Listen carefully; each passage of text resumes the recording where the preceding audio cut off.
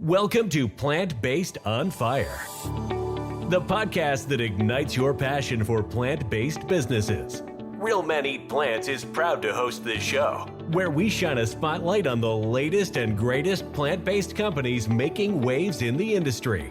From startups to established brands, we'll explore what sets these businesses apart, what challenges they've faced, and what their vision for a more sustainable and ethical food future looks like.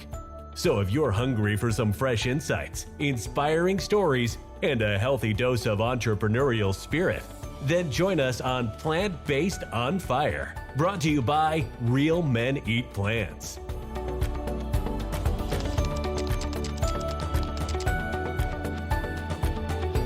Hello and welcome everyone to Plant-Based on Fire, where we're talking about plant-based businesses and their inspiring stories as they thrive in the industry.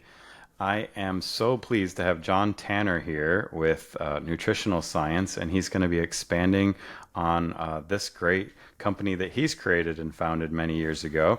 And so I just wanted to welcome you and look forward to hearing about your vision for the future of it being more plant-based. So welcome to the show, John. Thanks, Brian. It's great to be here. I really appreciate what you're doing, and it's such an honor to be a part of it. Thank you. Yeah. So, help set the stage for some people that may or may not know what nutritional science is and your background and stuff. So, what's been sort of your journey and how did nutritional science come about? Well, as of 2009 is when I had my big event. At that time, I was running my technology company that I still run, software and electronics, robotics, that kind of stuff. I thought I was healthy. I was 52 years old. I was running a mile every day. In the middle of one of my runs, I staggered a couple of steps and hit the ground unconscious with my heart stopped. Wow.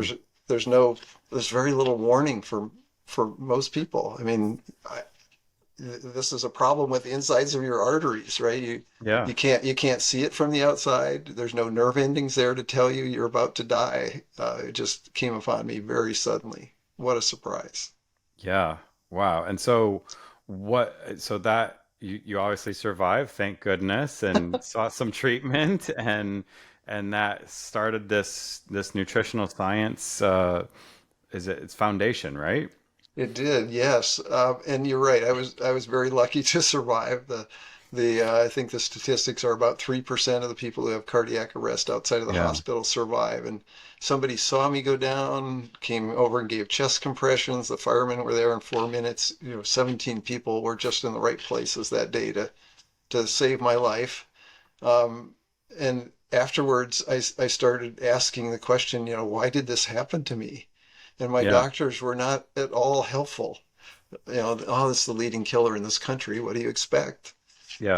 But a friend of mine sent me information about a paper that had just been published by Dr. Caldwell Esselstyn, and a name that a lot of your audience will know. And I read that paper, and it was about cardiac arrest, and that led me to his book, and that book led me to the China study by Colin Campbell. And from there, a book by John McDougall, and just keeps going from there. It just keeps going. Yeah. And as I would learn this stuff, I would turn to my family and say, "You can't believe this. The leading killer just goes away if you eat properly." Really? Yeah. And then I'd be out with my friends and other social situations, and I would be spewing this exciting stuff.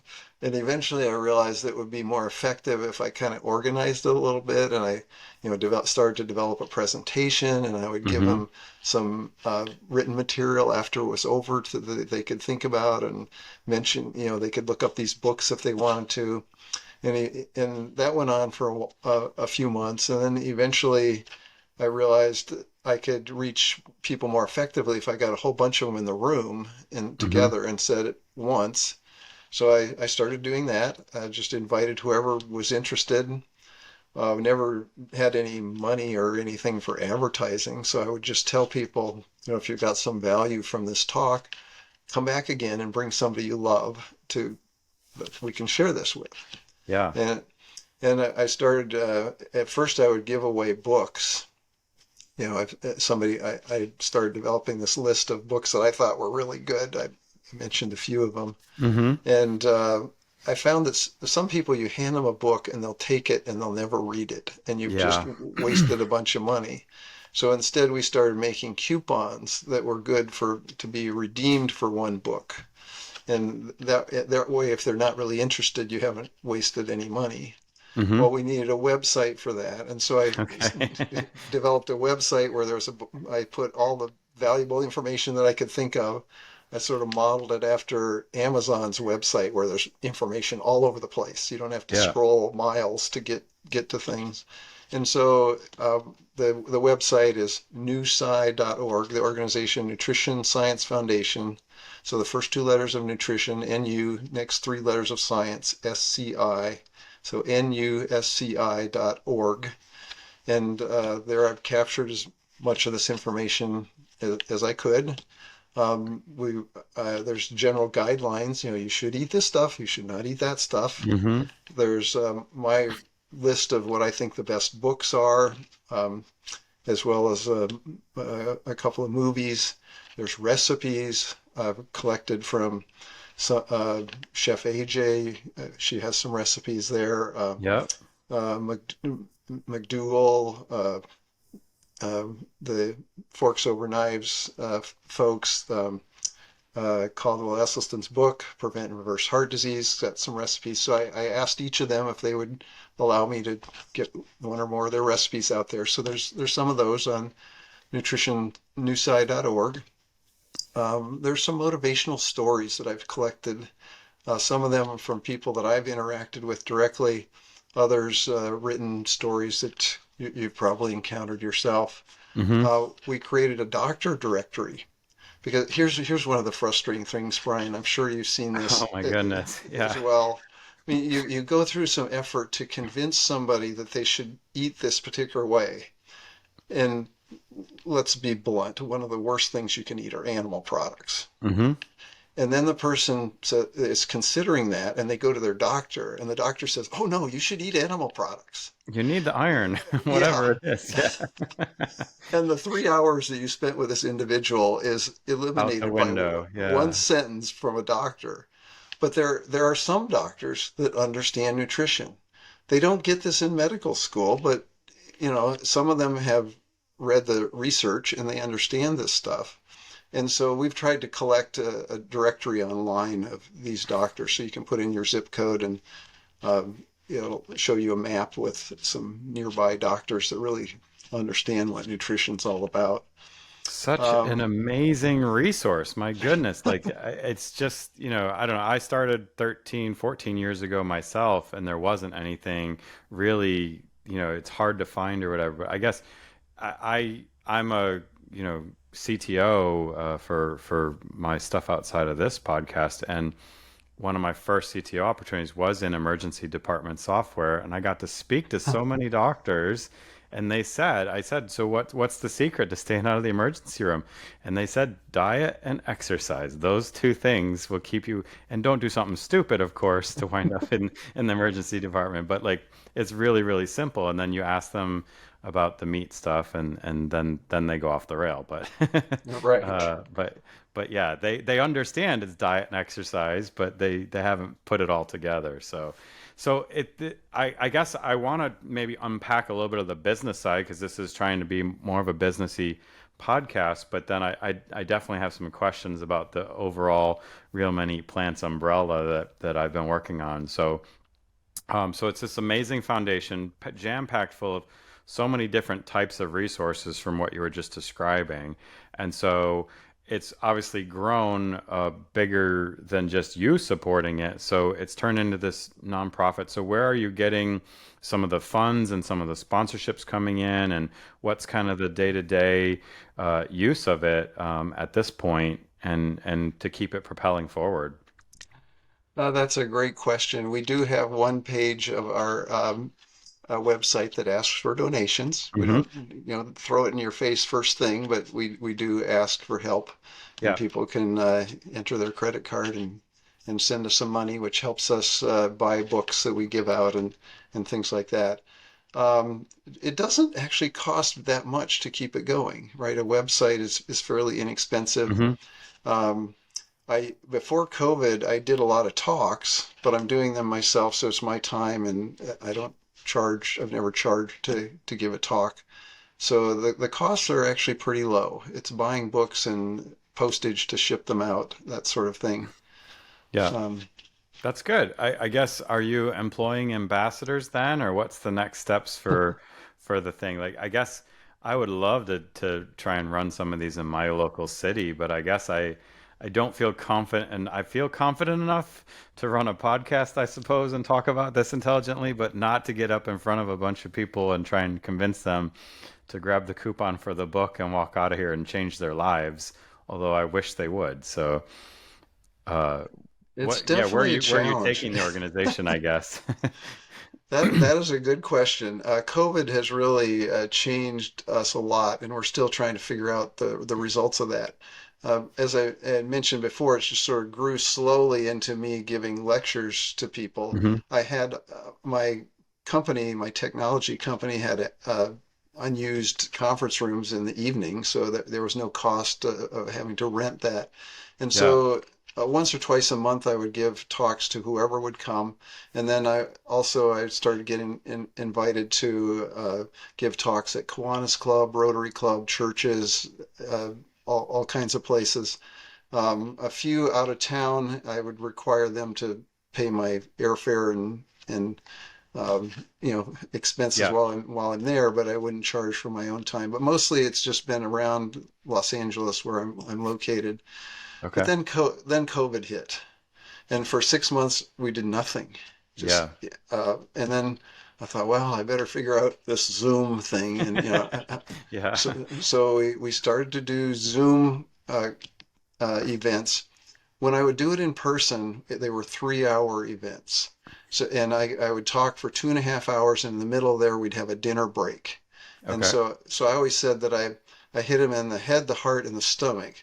The head was the science. The heart is, oh, I almost died, and please don't you die. Hmm. And then the stomach was, oh, this food that's healthy can really taste good too. Yeah. So that combination of three things together over a 3 hour period seemed to work. I never had anybody walk out in the middle because they were Hmm. bored. But then when we switched over to Zoom, well, you can't have people sit for 2.5 hours. They just Yeah. won't. Yeah. So I tried to figure out, well, what can I shorten so that the most of my talks were 1.5 hours.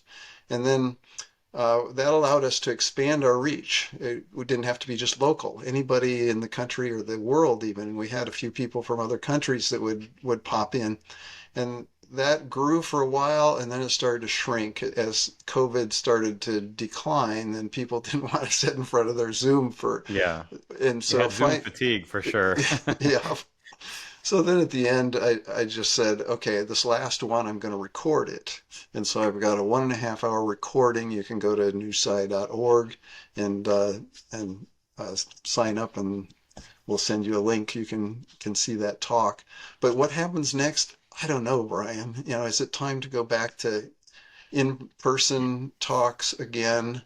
Would that work I once do like again? your concept of, because this is, I guess is a good segue to pivot into, what we're trying to do with the Real Men Eat Plants, really. And so I'm thinking, like, we have our 30-day challenge. I'd love to put your video in as one of our 30-day challenge emails to say, hey, go watch, John's video talk on that. So I'm going to make that little note to make that change to our system. We can collaborate a little bit, but I guess it's that question around, like, it would be so awesome if you did the in person and hit them with the plant-based meal while they're learning about it, because I think that's half the stigma is it's too hard, it's too expensive, it doesn't taste good, I don't want to eat lettuce, so, but just showcasing the flavor profiles are exactly the same, it's just 1,000 times healthier for you, less sodium, less everything, the list goes on. So I strongly encourage you to go back to some in-person stuff. But yeah, come to Charlotte, come to Barbecue Land, would you? Barbecue land. Challenge, It's challenging funny because place. there is Bar VQ right around the corner, and it's a plant-based barbecue company. So I'm proud to say we've got that really close nearby where I live. But yeah, we're definitely in the pork territory here. So. Hmm, Well, nice. that is awesome. I mean, congratulations on your successes with the foundation. It's really inspiring to see you try to bring so much change to people's lives through nutrition and health on that front. So, um, what do you feel is the I kind of asked you, but like where do you see this year and next year going with the foundation? And again, maybe hit us with the website and social media handles one more time. Sure. Um, the web address is nusci.org, NUSCI.org. We'd love for you to come to the website, poke around. I have a newsletter that you can sign up for. I've archived all the old newsletters on the website as well. And love for you to listen to my talk and send me some email. There's a way on the website that you can shoot me an email. I'd love to talk to people that have interesting things they're doing or questions or whatever, anything I can do to help. That would be great. Awesome. Um, Ryan, for the real men eat plants, is a component of that athletics, or or is that I more mean, just I'm a strong believer in diet and exercise as the two keys to unlock a long, healthy life. So, I think most people you know probably don't exercise enough, but they know they need to. Like there's not a stigma around that. So it's probably more around the diet side of it.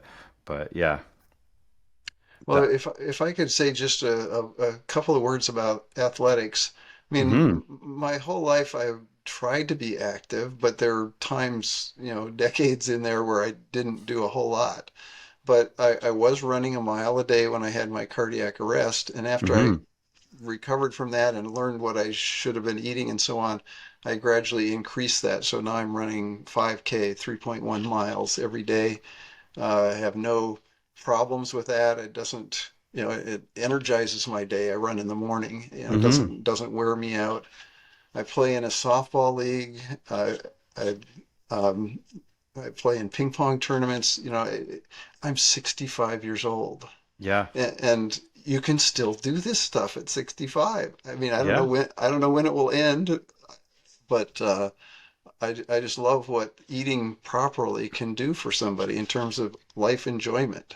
100%. Yeah, we had Jeff Palmer, the vegan bodybuilder, on a few episodes ago, and just phenomenal story. And he's going strong with the big biceps, the whole 9 yards, plant fueled as well. So yeah, yeah. I think honestly, John, we're going to have you back again to unpack this a little bit more. So I hope you'll come back to the podcast again soon. And so everybody should check out newsci.org, learn more about John and his great resources to help you bring more people into the fold. And if you can, make a few donations to help him get the word out and spread it around the globe even more for us. So thank you again, John, so much for being here. We really appreciate your time and wish you the best of luck with your organization as it moves forward. All right, Brian, I look forward to coming back again, and maybe we can talk a little bit about a plant-based food company that I've started. Would that be okay? That sounds really exciting. Yeah, we'd love to have you back on that. All Talk soon, right. John. Thank you. Thanks, Brian. And that's a wrap for this episode of Plant Based on Fire. We hope you enjoyed learning about the innovative plant-based businesses we featured today and got inspired to support them on their journey. Remember, plant-based eating isn't just a trend. It's a way of life that benefits your health, the environment, and animals. By choosing plant-based foods, you're making a positive impact on the world and helping to create a better and more compassionate future. If you want to join the Real Men Eat Plants community and get even more resources to help you go and stay plant-based, check out our blog, podcasts, and 30-day challenge at realmeneatplants.com. Thank you for tuning in to Plant Based on Fire, brought to you by Real Men Eat Plants. Head over to Apple Podcast and give us a review, and let us know what you think of this episode. Don't forget to tag us at Plant Based on Fire when you share this episode in your preferred social media. Wish to be a guest? We need to know about your plant-based business. Email us at pbof@realmeneatplants.com. We love hearing from our listeners. Thank you to our guests and to you, our listeners, for your support, and see you next time.